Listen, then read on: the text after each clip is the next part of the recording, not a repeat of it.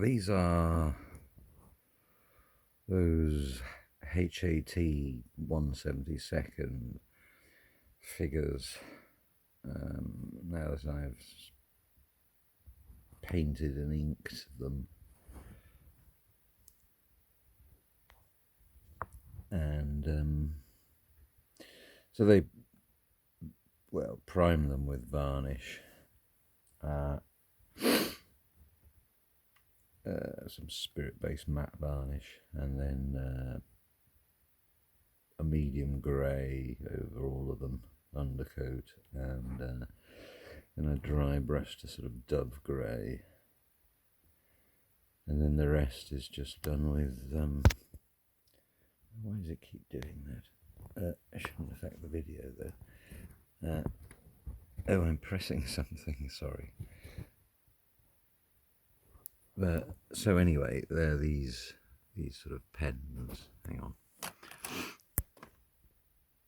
on, which I do for all the colour and everything.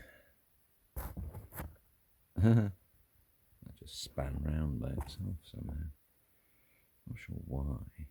There's a magnet underneath that base, but there's nothing else magnetic nearby, I don't think.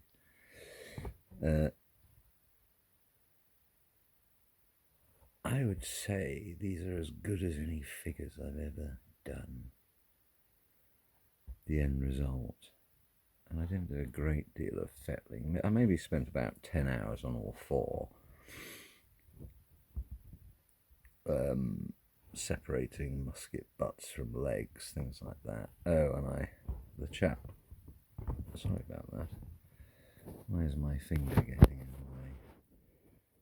way?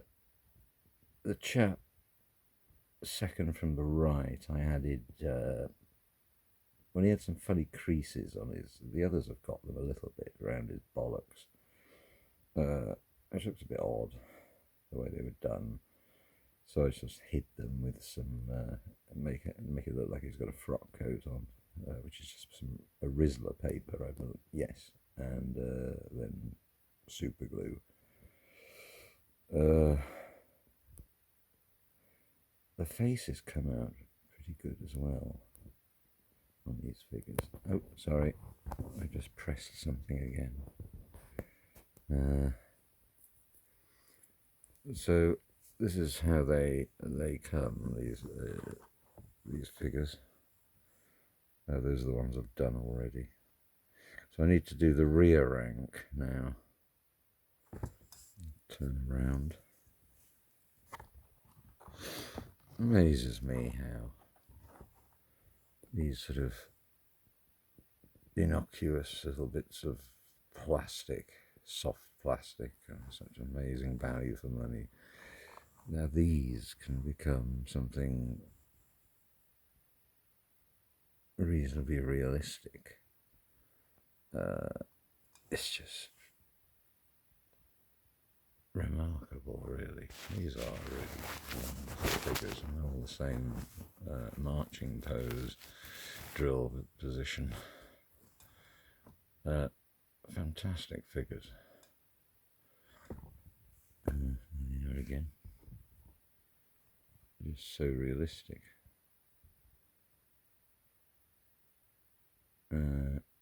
Yes, and they've got the same leg forward, which is great. I had to glob on some thick grey paint at the start, just to sort of hide the worst of the mould marks that I hadn't removed. And some of the trousers were getting a bit thin around the ankles, trying to remove the mould marks and distortions from the moulding process. Sorry.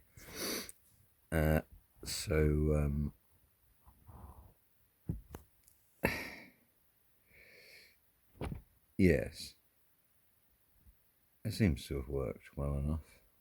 I'll turn them round, I suppose. Right. And there they are from behind. It almost looks like they're holding hands. They would often hold the adjacent person's cuff of their jacket to maintain spacing. So I need to do the rear rank now. I'll do those individually one at a time, but I did these like in situ, the 4 of them, including Fatling, which is a first for me. And you can get away with a lot with shading as well, sort of trick of the eye.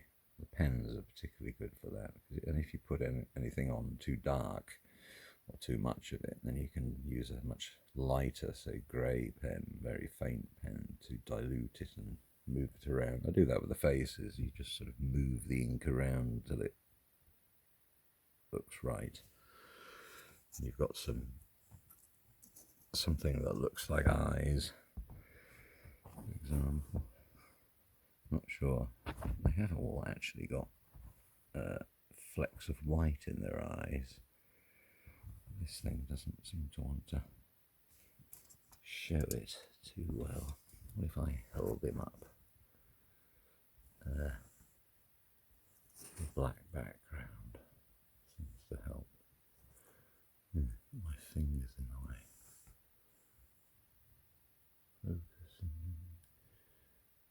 Focusing. Sort of. Anyway, the faces came out very well,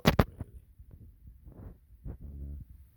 And yes, they look great when the rear rank's done.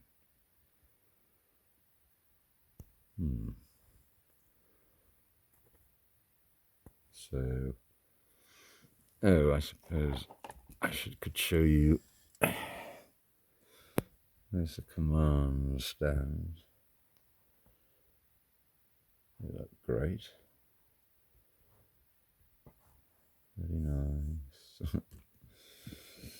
And drummers, separate drums. And so you get 4 of those sprues. I find that people say, oh, there's a lack of detail, or the detail's not very pronounced. But I found it pronounced perfectly on these, and plenty for the pens to sort of follow when you're doing shading underneath and shadows and enhancing them. So yes, wonderful figures.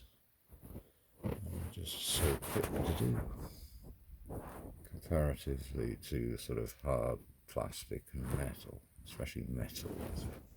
It's painful to work sometimes on your finger joints. Right, better get going.